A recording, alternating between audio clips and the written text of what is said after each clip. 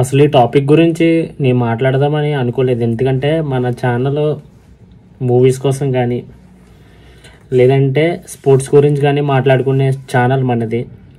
But ఈ video చేస్తున్నానంటే ఒక అమ్మాయికి అన్యాయం జరుగుతుంది, కనీసం నా నుంచి ఎంతో కొంత సపోర్ట్ చేయగలను అన్న ఉద్దేశంతో మీరు ఇచ్చే ఒక లైక్ ఒక సపోర్ట్తో ఈ వీడియో కనుక తిరిగితే ఖచ్చితంగా ఒక ప్రశ్న చేసినట్టుగా ఉంటుంది. అట్లాగే అమ్మాయికి న్యాయం జరుగుతుందనే ఉద్దేశంతో ఈ వీడియో చేస్తున్నాను.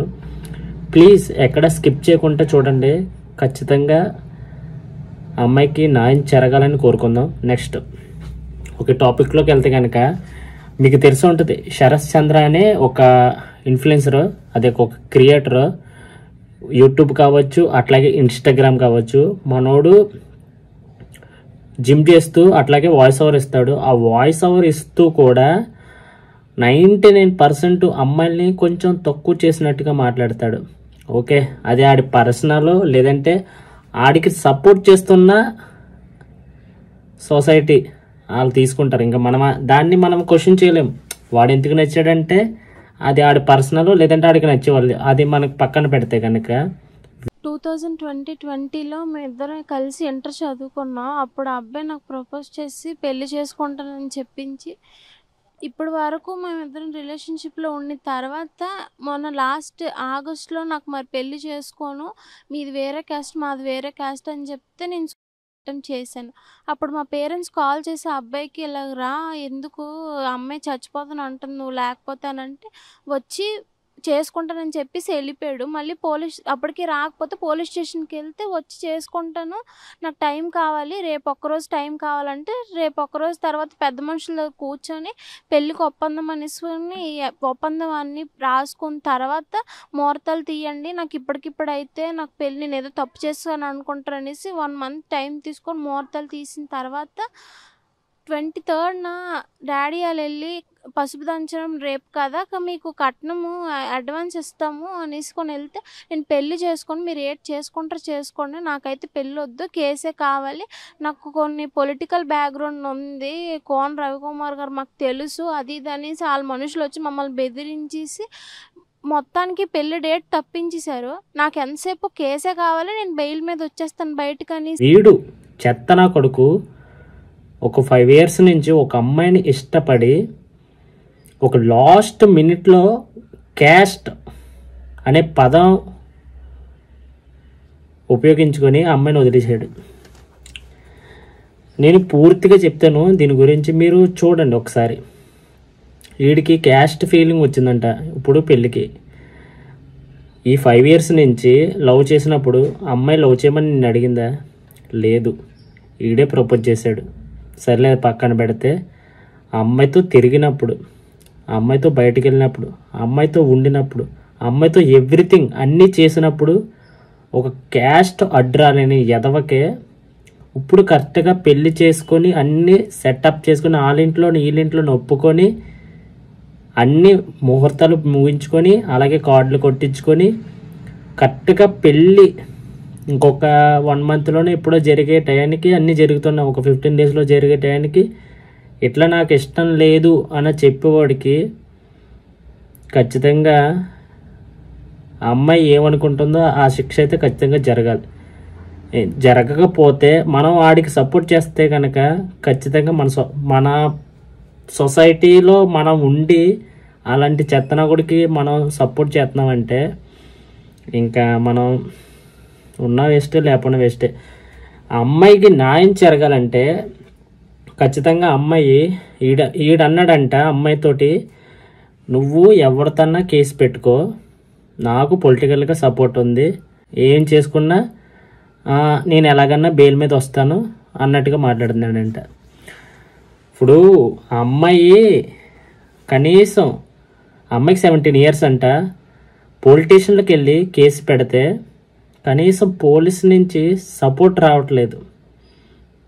ఎందుకంటే అక్కడ ఉండే ఎమ్మెల్యే మీద ప్రెజర్ ఉందో, లేకపోతే అక్కడ ఉండే వాళ్ళు ఇచ్చే లంచం మీద ప్రెజర్ ఉందో అది నాకు తెలీదు. మ్యాక్సిమం అయ్యే ఉంటాయి. ఈ పోలీసులు కూడా అమ్మాయికి సపోర్ట్ చేయట్లేదు. పోలీసులు సపోర్ట్ చేయకపోవడం అనేది ఖచ్చితంగా మనకు కోపం రావాలి. ఎందుకంటే అసలు పోలీసు ఉన్నది ఏంటంటే సొసైటీకి వర్క్ చేయడానికి. అట్లాంటి సొసైటీలో ఒక అమ్మాయికి అన్యాయం జరిగినప్పుడు ఆ పోలీసులే సపోర్ట్ చేయకపోతే ఇంకెవరు సపోర్ట్ చేస్తారు చెప్పండి? మేము జస్ట్ క్వశ్చన్ చేయడానికి సరిపోతాం, లేదంటే అక్కడ ఉండే పొలిటికల్ లీడర్లన్నా సపోర్ట్ చేయాలి. వాళ్ళు ఎవ్వరూ చేయకపోతే అమ్మాయి పరిస్థితి ఏంటి చెప్పండి? అట్లీస్ట్ మనమన్నా క్వశ్చన్ చేసి వైరల్ చేసి అమ్మాయికి సపోర్ట్ చేద్దాం. ఎందుకంటే ఇది ఒక్కడితో పోదు. ఎందుకంటే నేను ఎగ్జాంపుల్ చెప్తాను. క్యాస్ట్ ఫీలింగ్ అనేది చాలా చాలా అంటే చిన్న లాజిక్, అది చాలా చిన్న పాయింట్. ఇది ఎందుకు వస్తుందో చెప్తాను, వివరంగా చెప్తాను ఒక్కసారి.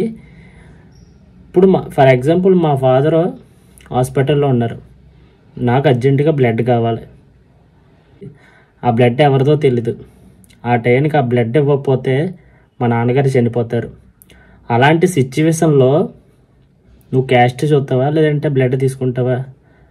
ఖచ్చితంగా బ్లడ్ తీసుకొని మీ నాన్నగారిని బ్రతికించుకోవడానికి ట్రై చేస్తావు. అది పక్కన పెడితే ఇంకో విషయం ఏంటంటే నువ్వు రోజు తినే ఫుడ్, నువ్వు రోజు వాడుకునే బట్టలు, నువ్వు రోజు ఎనీథింగ్ నువ్వు యూజ్ చేసే ప్రతి ఐటమ్ అది ఎవరు చేసారో తెలీదు, ఏ క్యాస్ట్ వాళ్ళు చేసారో తెలీదు, ఏది చేసారో వాళ్ళు ఎవరు తయారు చేశారో కూడా మనకు తెలీదు.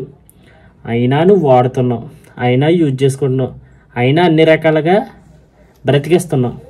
మరి నీకు అంత క్యాస్ట్ ఫీలింగ్ ఉన్నవాడివి ఎవరో చేసినవి, ఎవరో పెట్టినవి, ఎవరో తయారు చేస్తున్నారు కదా ఫుడ్, మరి ఎందుకు తింటున్నావు చెప్పండి? అంటే ఎందుకు తింటున్నావు అంటే మన ఇండియాలో ఉన్న దరిద్రమైన కల్చరు, దరిద్రమైన ఇదేంటంటే కల్చర్ గురించి మాట్లాడను. ఈ ఒక్క విషయంలో నా ఇండియాలో నాకు నచ్చనిది ఇదే. ప్రపంచం అంతా ఎక్కడికెక్కడికో పోతుంటే మనం ఇంకా 2025లో ఉండి ఈ జనరేషన్లో కూడా మనం క్యాస్ట్ కోసం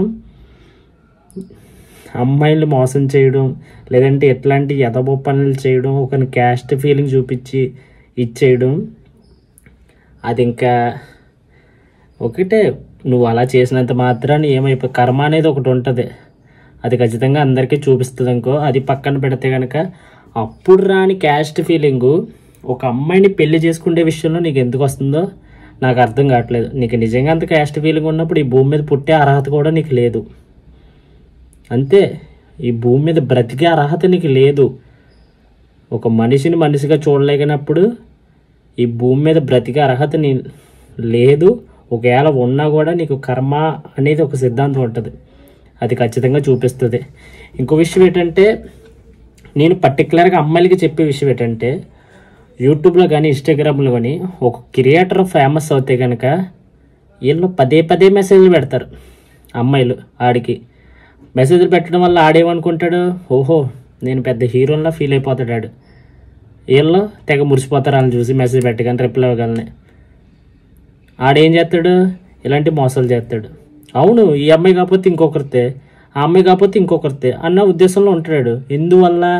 మీరు పదే అమ్మాయి మెసేజ్ పెట్టడం వల్ల. ఒక ట్రూగా లవ్ చేసేవాడిని వీళ్ళు ఎప్పుడు దేకరు. ఆడెవడో తెలీదు, ఎక్కడ ఉంటాడో తెలీదు, కొంచెం బాడీ వేసుకొని షో అప్ చేసే చెత్తనా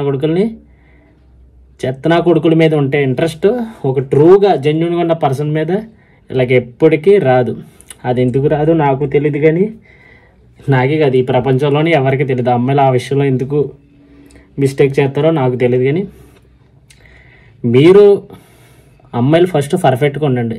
మీ తల్లిదండ్రులకు తెలుసు ఎవరినిచ్చి పెళ్లి చేయాలో లేకపోతే ఏటో.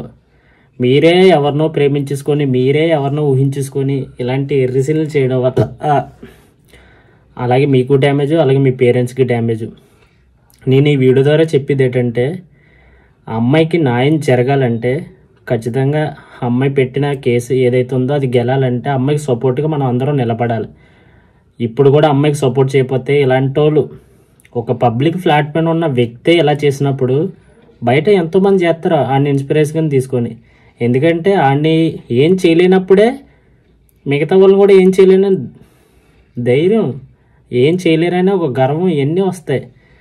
ప్లీజ్ ఆ అమ్మాయికి ఖచ్చితంగా న్యాయం జరగాలి అనే ఉద్దేశం ఉన్న వాళ్ళు ఎవరైనా ఉంటే కనుక మన వీడియోకి ఒక లైక్ చేసి, నేను సబ్స్క్రైబ్ చేయమని కూడా అడగను, ఎందుకంటే నా ఉద్దేశం పరంగా నేను వీడియో చేయడానికి చేయలేదు. ఎందుకంటే ఒక అమ్మాయికి అన్యాయం జరిగింది కాబట్టి నేను చూసాను కాబట్టి. ఎందుకంటే 5 years నుంచి లవ్ చేసి ఆ ఇంట్లో ఒప్పుకొని లాస్ట్ మినిట్లో క్యాస్ట్ ఫీలింగ్ అనే ఉద్దేశంతో అమ్మాయి వదిలేస్తే అది మనకన్నా వాళ్ళే ఎక్కువ బాధపడుతుంది. కావున అమ్మాయికి ఇలాంటివి ఇంకెప్పుడు జరగకుండా ఉండాలంటే స్ట్రాంగ్గా ఒక పొలిటికల్ లీడర్ కానీ లేదంటే పోలీసులు కానీ అమ్మాయికి అన్యాయం జరగకుండా న్యాయం జరిగేలాగా చూస్తే కనుక ఖచ్చితంగా ఎటువంటి జరగకుండా ఉంటాయి. ఇలాంటి చెత్తనాకుడు ఇన్ఫ్లుయెన్సర్ వల్ల మిగతా వాళ్ళ మీద కూడా పబ్లిక్ మీద నమ్మకం పోతుంది. ప్లీజ్ ఇట్లాంటివి జరగకుండా ఉండాలంటే మనం ఖచ్చితంగా నాదే కాదు, ఆ ఏరియాలో అమ్మాయికి సంబంధించిన ఏరియాలో ఎవరైతే ఉంటారో వాళ్ళకి అమ్మాయికి సపోర్ట్గా నిలిచి అమ్మాయికి సపోర్ట్ చేయాల్సిందిగా కోరుకుంటూ ఇక్కడితో సెలవు తీసుకుంటున్నాను. ఈ వీడియో కనుక ఎవరినన్నా ఇబ్బంది పెడితే కనుక ఐఎమ్ రియల్లీ సారీ. బట్ ఇప్పుడు కూడా ఈ జనరేషన్లో కూడా మనం క్యాస్ట్ కోసం ఏదో చేస్తుంటే కనుక అది మీ కర్మ, నేనేం చేయలేను. కానీ ఇంకో విషయం ఏంటంటే వీడు ఇన్స్టాగ్రామ్లో చెప్పే సోది ఎంత నిజం ఉన్నట్టు చెప్తాడంటే చూసే జనాలు ఇదంతా నిజం అనుకుంటారు. అంటే నేను కాదు కానీ లెజెండ్స్ ఎప్పుడు ఇలాంటి వాళ్ళని ఎక్కడ పెట్టాలో అక్కడ పెడతారు. కానీ అంటే నేను లెజెండ్ అని కాదండి, కొంచెం మెమరీ ఉన్నవాళ్ళు ఎక్కడ పెట్టాలో అక్కడ పెడతారు. కానీ ఇలాంటి వాళ్ళని కానీ కొంచెం మంది ఉంటారు, వాళ్ళకి ఏం తెలియదు, ఏం చెప్తే అది నమ్ముతారు. అందువల్ల ఇలాంటి వాళ్ళు పెద్ద హీరోల్లా ఫీల్ అవుతున్నారు. అందువల్ల వాళ్ళకి రిక్వెస్ట్లు వెళ్ళడం వల్ల ఇట్లాంటివి జరుగుతున్నాయి. ఇట్లాంటివి జరగకుండా ఉండాలంటే చూడండి, జెన్యున్గా ఎవరికి సపోర్ట్ చేయాలో ఎవరికి సపోర్ట్ చేయకూడదో కొంచెం దిమాకెట్టి ప్రవర్తించండి ప్లీజ్. ఓకే, ఇక్కడ వరకు నా వీడియో చూసారంటే ఖచ్చితంగా నా వీడియో మీకు నచ్చే ఉంటుంది. ఒక నచ్చకపోతే ఒక కొత్త క్రియేటర్కి సపోర్ట్ చేస్తున్నాం అనుకుని ఒక లైక్ చేసి ఒక సబ్స్క్రైబ్ చేయండి. ఇలాంటి మరిన్ని వీడియోలతో మీ ముందుకు రావడానికి ట్రై చేస్తాను. జై హింద్, థ్యాంక్ యూ.